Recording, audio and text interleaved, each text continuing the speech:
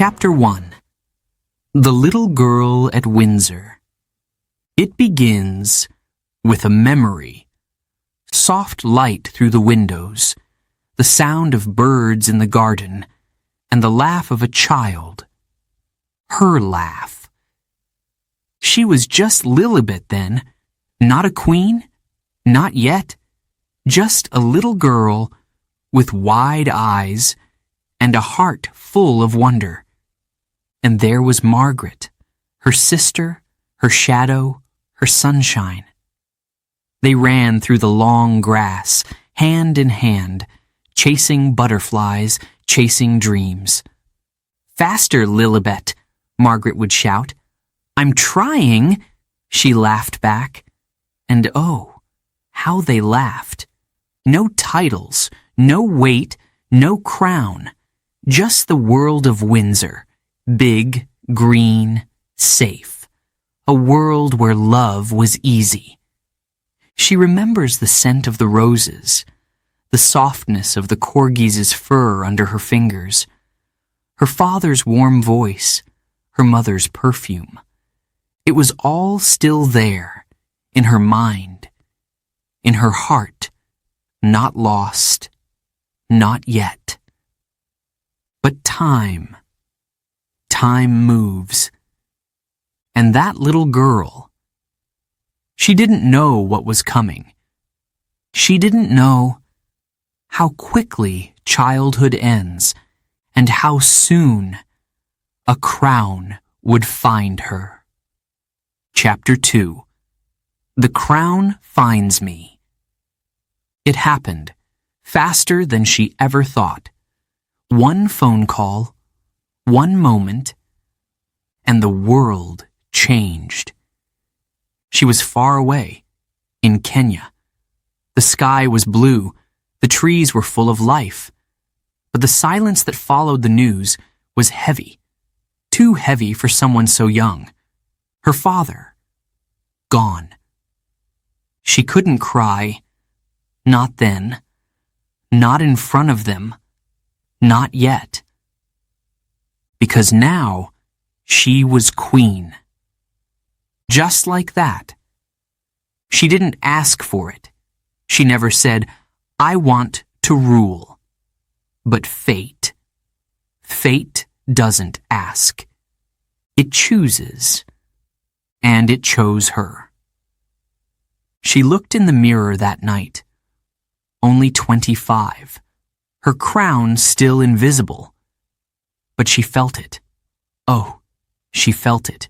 The weight on her shoulders, the eyes of the world. The quiet voice inside her saying, "Stand tall. Now is your time." She was afraid. Of course she was. But she didn't run. She stood still, took a breath, and stepped forward. Queen Elizabeth. Not because she wanted power, but because she believed in duty, in her people, in something greater than herself. From that moment, her life was no longer hers. It belonged to history. Chapter 3. A Palace of Silence.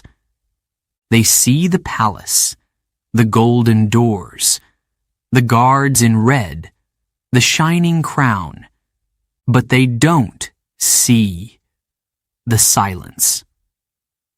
Not the kind outside, the kind inside, the kind that follows you, even in a room full of people. Yes, the crown is heavy, but not just on the head. No. It's the heart that feels it most. Every step, every word, every decision. Watched, judged, remembered. She walks through long halls, walls full of history, but no voices, only footsteps, only echoes. She sits at the window at night, the world outside sleeping, and she thinks about everything she carries, the hopes of millions, the pain of mistakes, the things she never said, the things she never could say, strong on the outside, always, but inside, she aches. She misses laughter. She misses being just Elizabeth, but she can't go back. Not now. Not ever. Because when you wear the crown, you belong to the people. You belong to duty. You belong to silence. Chapter 4. Charles, my son. Charles. She says his name softly. Not as a queen, not as a ruler, but as a mother. Charles. She closes her eyes, and suddenly she sees him again. Not the man the world knows, not the king he must now be, but the boy. Her boy. He had golden hair once, soft like silk, big eyes, always watching, always thinking, so quiet, so sensitive, a child who felt everything. He was shy, even as a baby. He didn't like loud noise. He didn't like cold rooms, but he loved music. He loved painting. He loved stories. And she loved him. Even if, sometimes, she didn't know how to show it. She had to leave him, too often. There were duties, tours, speeches, and the crown always came first. It broke her heart, but she couldn't say that then, not to him, not to anyone. So he learned to smile, to wave, to wear a suit and bow, even when all he wanted was his mother's arms. And as he grew, so did the space between them, not because of anger, but because of expectation. He was the heir, and she was the queen. There were rules, there was distance, there were eyes, always watching. She watched too, from behind glass, from behind silence. She remembers the way he looked at her once, when he was maybe 10. She had just come back from a long trip. He ran to her, stopped, and bowed. It was what he had been taught, what everyone told him to do. But in that small, quiet moment, her heart shattered.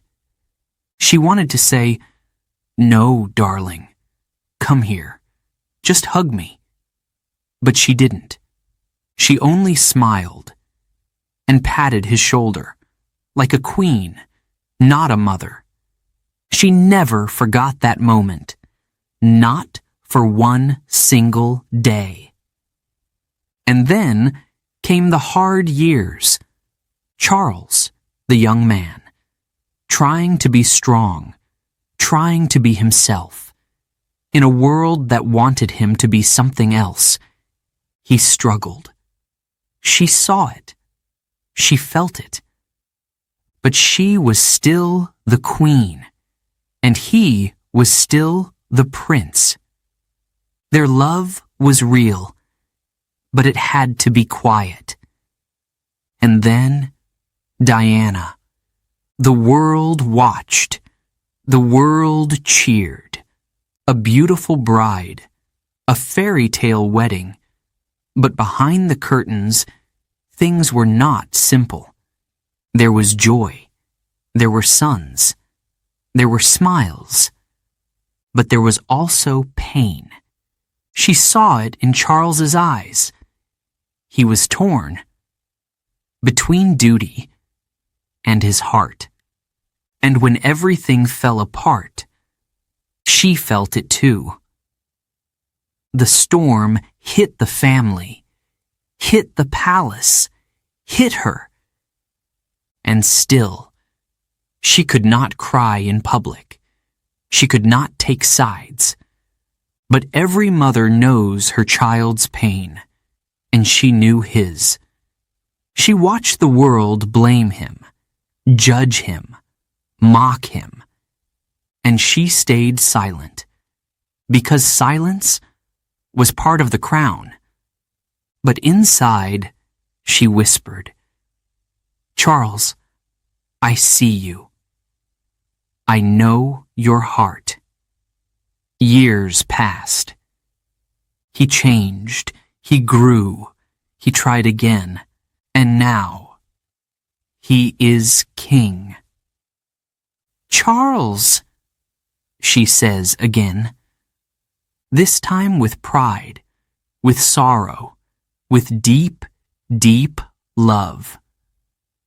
"I see you now," she says inside her heart. "I see the man you've become, the strength in your voice, the kindness in your hands, the weight you now carry." She knows that weight. It is not just a crown. It is history. It is duty. It is loneliness.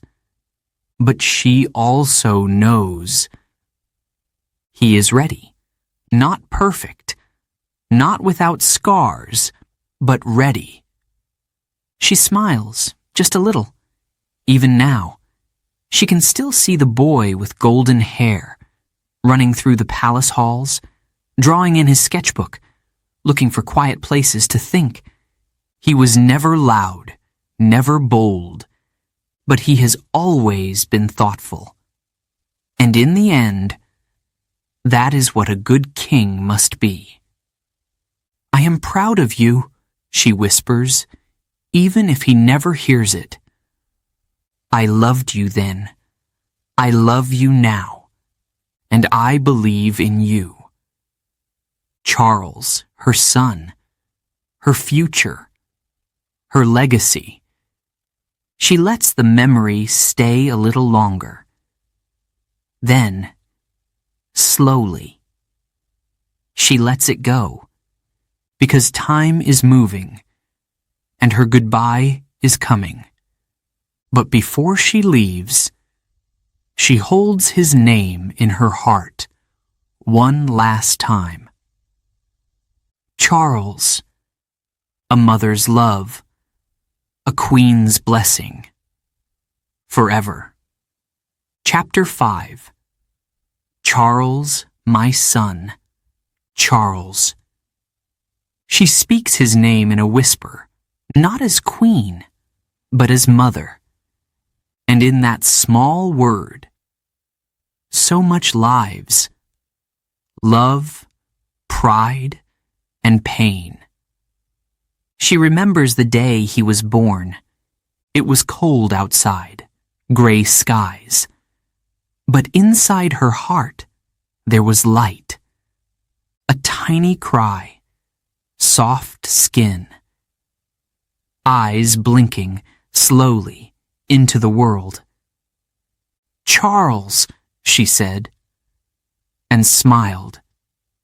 A new life, a new hope. She was still so young herself, still learning how to be queen, but in that moment, she wasn't a ruler. She was simply his mother. He was always a quiet child, gentle, shy, full of thought. He liked books more than games, music more than noise, and long walks in the garden, with just one hand to hold. So soft-hearted, so careful with everything, even the way he held his spoon. She remembers watching him from the doorway once, sitting alone, drawing a horse with a blue crayon. so still, so serious. And she thought, he feels more than he says. But life in the palace, it teaches boys to stand straight, to speak clearly, to hide tears. He had to learn early how to wave, how to smile on command, how to wear a suit when all he wanted was to climb trees. She saw him try, and sometimes she saw him break. But he never said much, and neither did she. There were rules. There was distance. There was always someone else in the room. And deep inside, she wondered, did I hold him enough? Did I tell him I loved him when he needed it most? But a queen cannot ask those questions out loud. As he grew, the world watched him more. The cameras followed him everywhere. School, events, speeches. He smiled. He stood tall, but behind his eyes, she saw the storm. He was searching for himself, for his place, for something no title could give. And then came Diana. The world clapped, the world cheered. A fairy tale, they said. But inside the palace, things were not so simple. She remembers the wedding day, the music, the gold, the beauty, but also the look in his eyes. A quiet question, a shadow, a boy, trying to be a man in front of millions. There was love, yes, but also confusion, pressure, pain. And when the marriage began to fall, so did everything. The newspapers, the voices, the judgment, her family, in pieces. And she, still silent, still standing, still holding the crown. She couldn't protect him, not from the world, not from the pain, not even from himself. She wanted to hold his hand again, like when he was small. But the space between them had grown, and duty was a wall too high.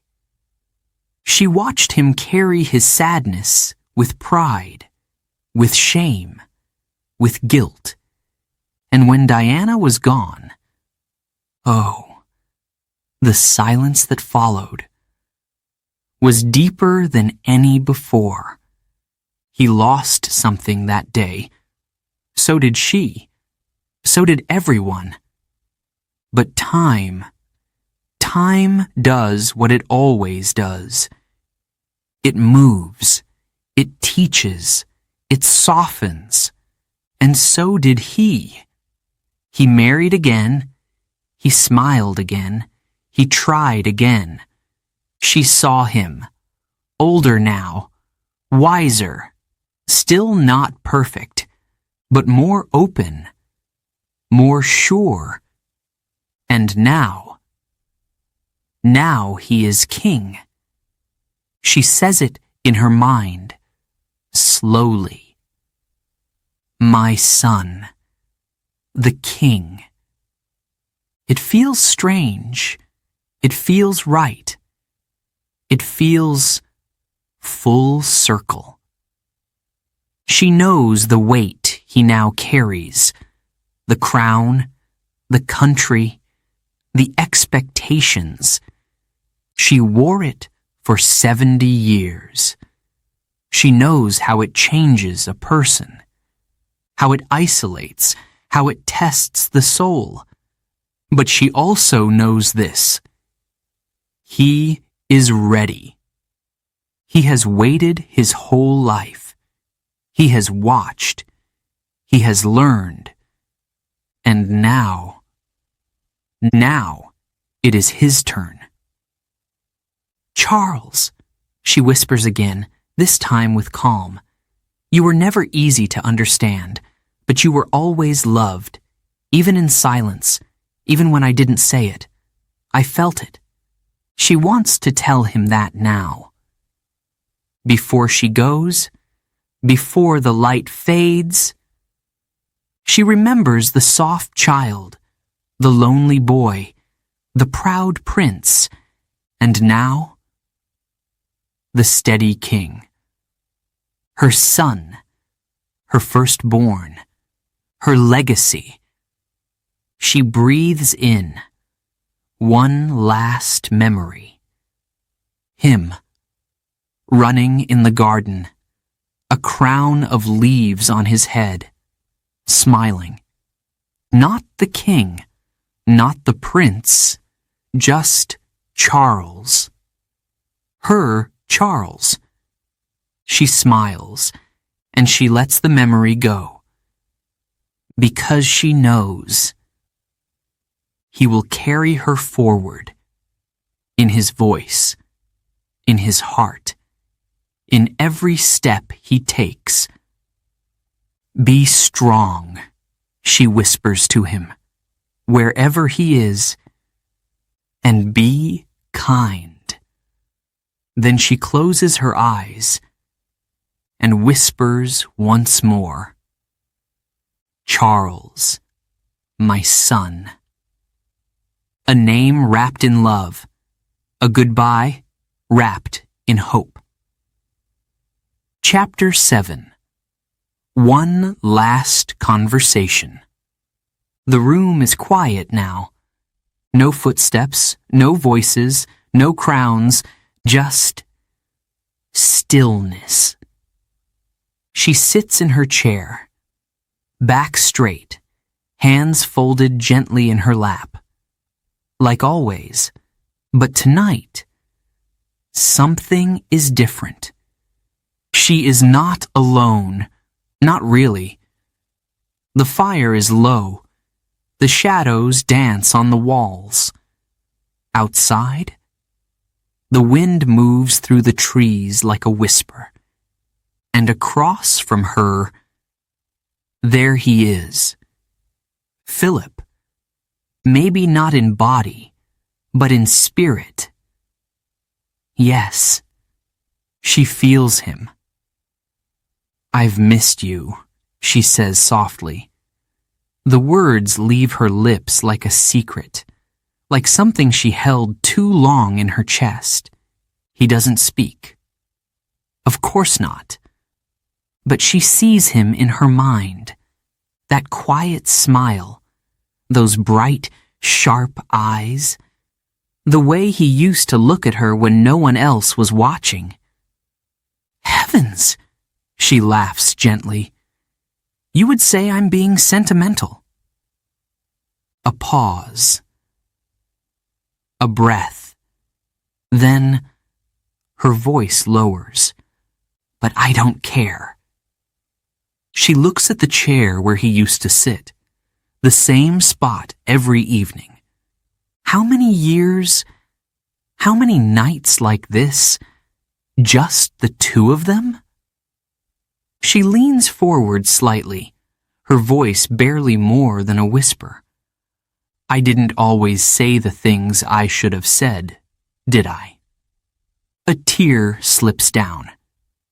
She doesn't stop it. Not tonight.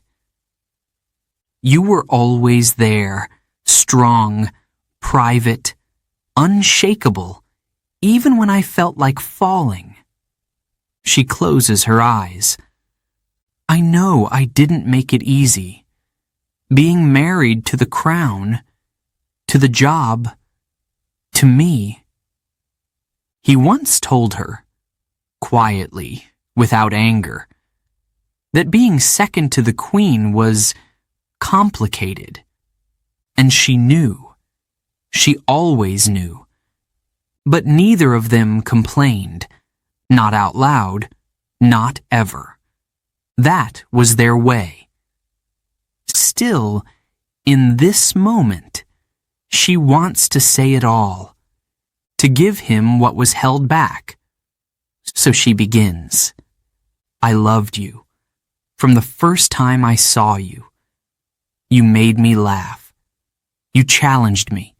You stood beside me, even when it was hard. Especially then. Her fingers touch the edge of her chair, like she's reaching for his hand. I remember the day we said goodbye, she whispers. The funeral, the empty seat beside her, the cold space where he should have been. She held herself still, for the world, for the country, but inside, she broke. You would have hated all the fuss, of course, she says with a tired smile. You always said, keep it simple, Lilibet. Her nickname. Only he called her that. Just hearing it in her mind makes her heart ache. She looks around the room now. Old pictures. Old memories.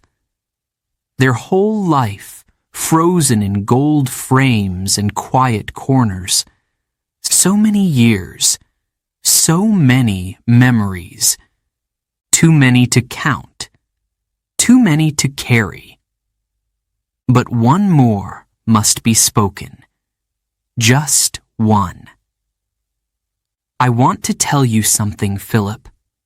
Her voice shakes, but she doesn't stop. I wasn't just proud of you. I needed you. A pause. Not just for the country. For me. She sighs, deep, long. I never said it enough, not in the way you deserved. Her eyes lift again to that empty chair, but I'm saying it now, here, with you. She imagines him now, arms crossed, eyes twinkling. And then he says, only in her mind, well, it took you long enough. She laughs, really laughs. The sound fills the room, fills her chest, fills the silence.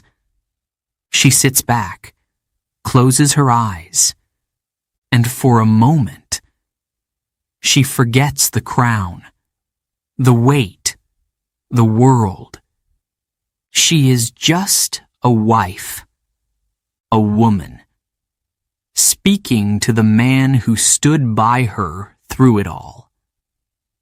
You were my strength, she whispers, my constant.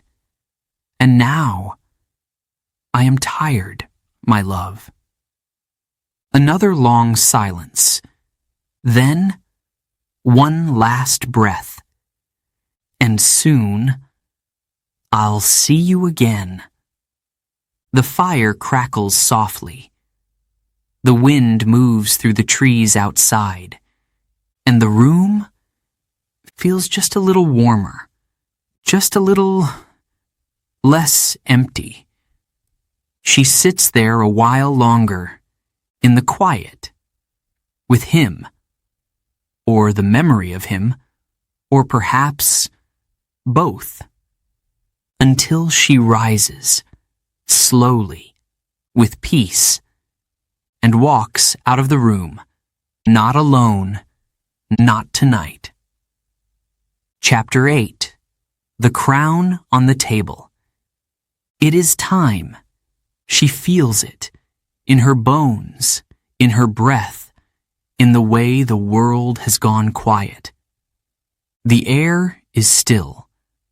The sky outside the window is gray, soft, like the space between day and night, and on the table in front of her, it waits. The crown. Gold, shining, heavy, so beautiful, so silent. She has worn it for so long, almost a lifetime. But now, she looks at it differently, not as her duty, not as her symbol, but as a goodbye. She stands alone in the room.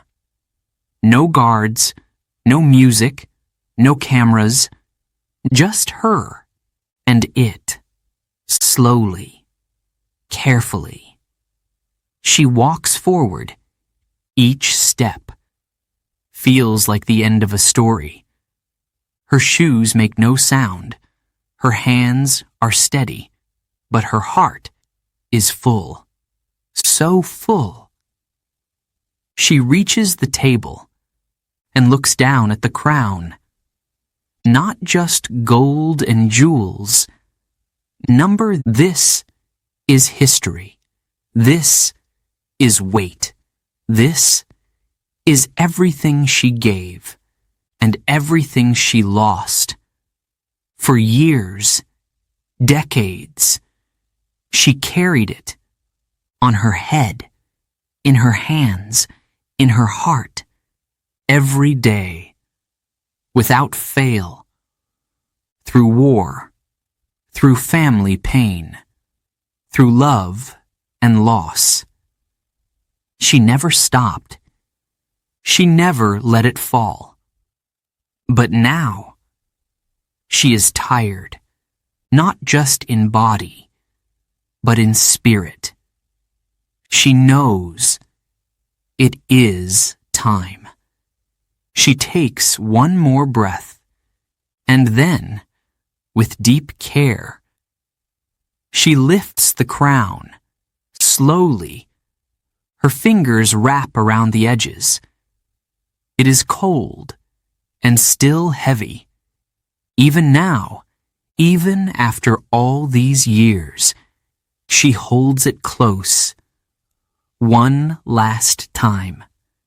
And memories come rushing in. Her father's face, the moment she became queen. Her children, small and full of wonder. Philip, beside her, steady, proud. The cheers of the people. The silence after tragedy. The letters, the tears, the long, lonely nights. It's all inside this crown. And now, she lets it go. Her hands lower slowly, and she places it, gently, on the table. It makes the smallest sound. Click, like a bell, like a door closing. And it sits there, still, shining, waiting for the next hand, the next head. She doesn't cry, not now. She just looks. And in that look is everything. I have done my part, she says softly. No one is there to hear it, but it doesn't matter. She needs to say it. Out loud, to the air, to the crown, to herself. I have carried it with love, with honor, with silence, with strength. She pauses. But I am no longer the girl who accepted it, or the woman who wore it through fire and wind. A long breath. I am Elizabeth, and I am ready to rest. She turns from the crown, doesn't touch it again, because that moment is over. It is no longer hers to carry, and that's okay. She walks slowly to the window. The sky is clearing now.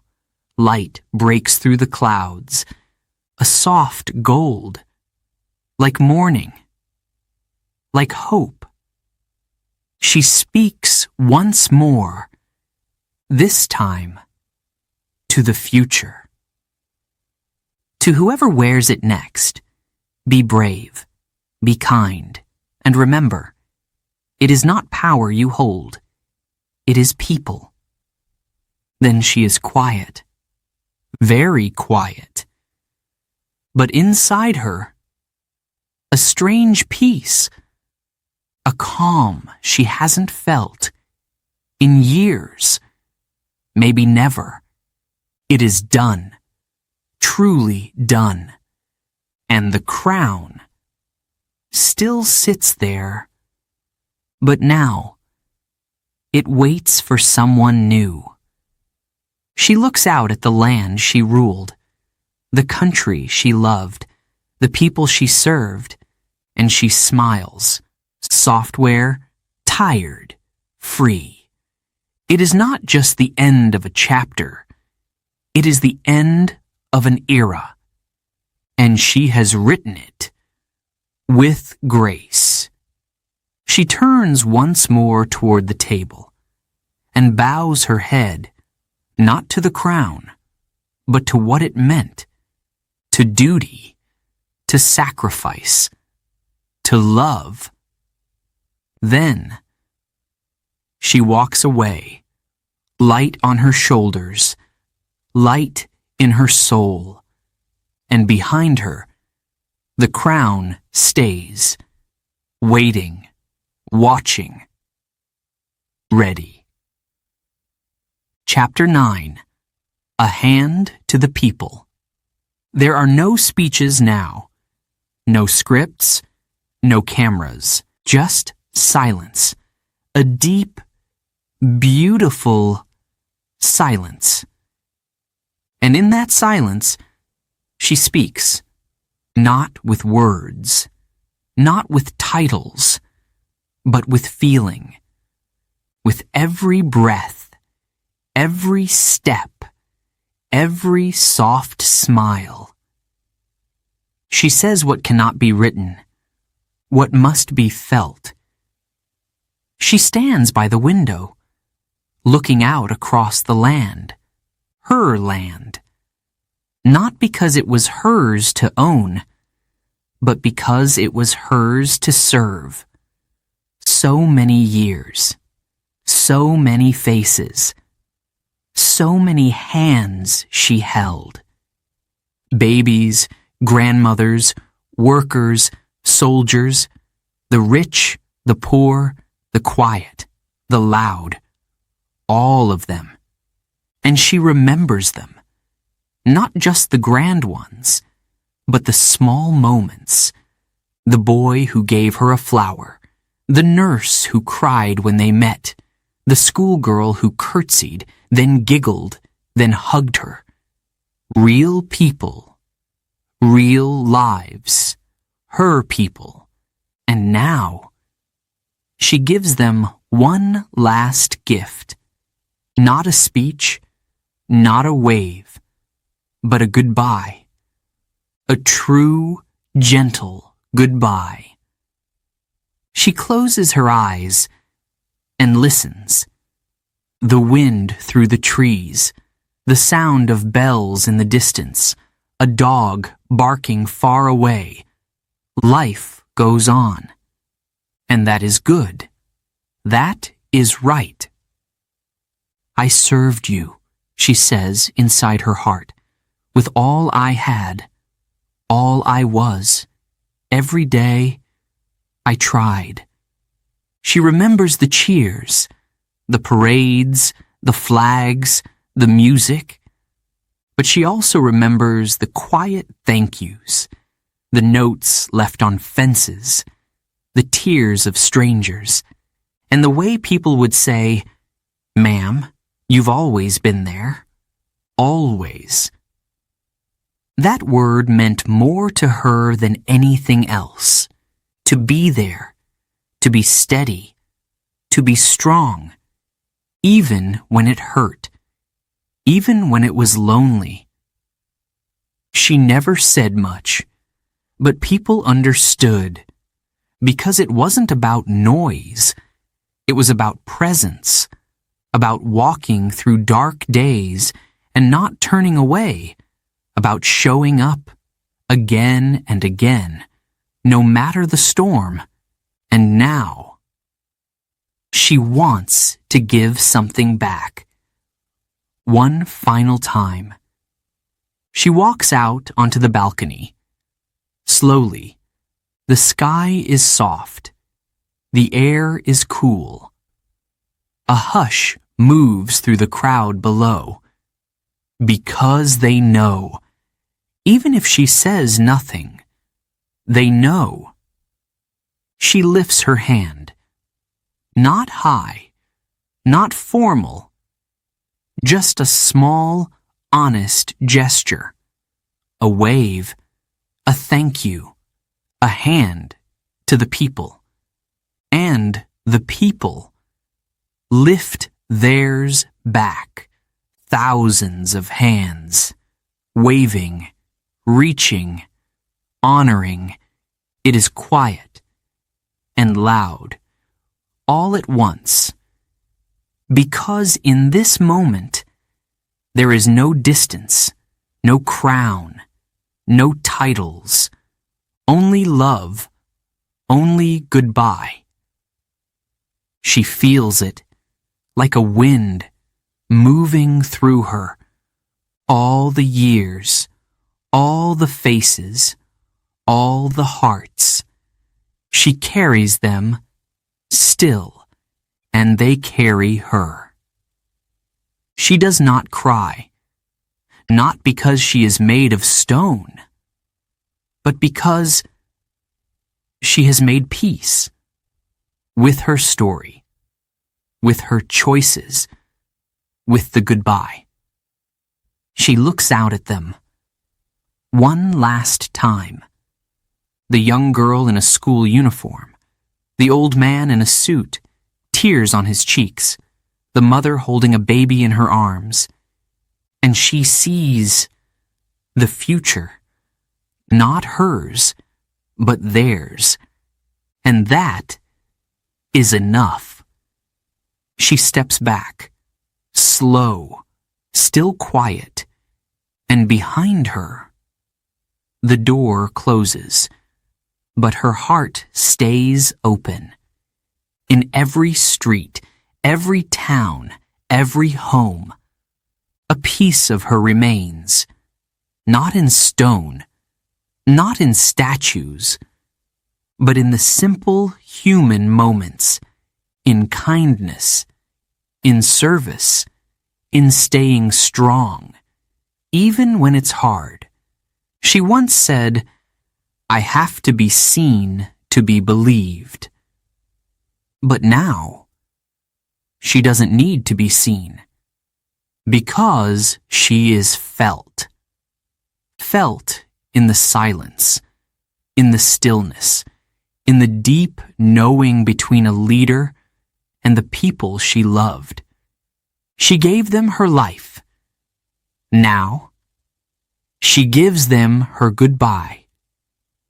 No words, just presence, just one hand, held out one final time.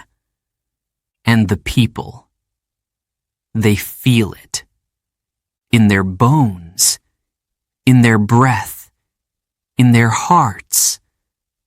A queen saying thank you, not with speeches, but with love. Chapter 10. Light over the Thames, it begins.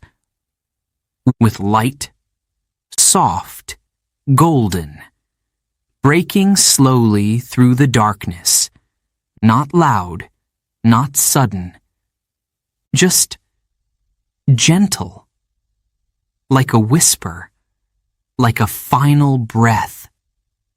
She stands at the window, one last time, and there it is, the Thames, the river that has seen it all, kings, queens, soldiers, children, London's heart, still beating, still moving, still alive. She watches it now. Quiet, still. The water glows under the new morning sun. a golden path stretching far into the distance. And for a moment, she imagines walking on it. The sky is opening, blue mixing with gold, clouds parting, as if the heavens themselves are watching. She closes her eyes, and she remembers the coronation. That first moment, the weight of the crown, the sound of trumpets, and the silence in her chest, the wars, the speeches, the weddings, the tears, the losses, the joys, the people. It all returns, but not with pain, not now. Now it feels like a gift. She places her hand on the glass, cool, smooth. She can almost feel the air outside. London below, awake, alive, and above it, light. Thank you, she whispers, to the city, to the river, to the people she has served all her life. She has no speech prepared, no crown on her head, no papers in her hands, just her heart and a message. Simple, true, final, peace, dignity, love. That is what she wants to leave behind. Not castles, not coins, not statues, but something greater, something that stays.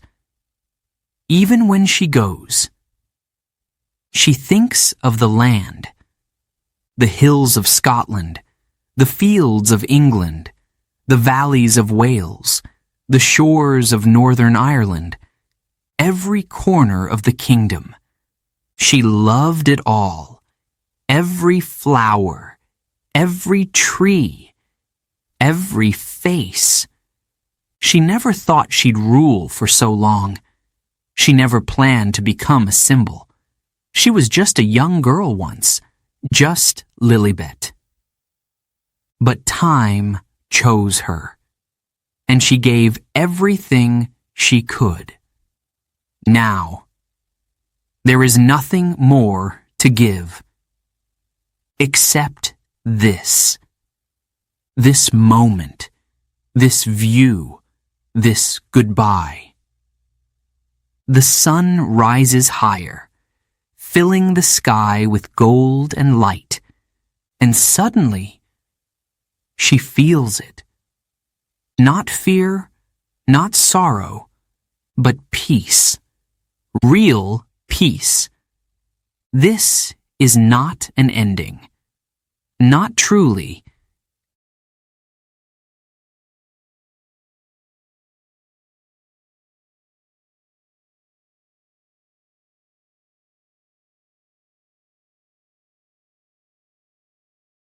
It's a turning of the page, a soft closing of the book, a light moving forward. She smiles, and it is the smile of someone who has finished the race, walked the path, carried the crown, and now can rest. She turns from the window. The light stays behind her, warming the glass, warming the room, warming the world she leaves behind. She speaks one last time, but not with sound, with silence, with grace, with presence. Remember me not for the crown, she seems to say, but for the love I tried to give. And in the air, you can almost hear it, not a farewell, but a promise that peace will remain, that dignity will continue, and that love, True love never dies. The light over the Thames grows brighter. The river moves on. The sky opens wide. And somewhere, far beyond this room, a queen, a mother, a woman, takes her final step into rest, into light, into history. But her spirit stays in every child's voice, in every soldier's march, in every hand that reaches out in kindness. She was Elizabeth, not just a queen, but a constant, a calm, a guiding light. And now, that light shines over the Thames and over us all, forever.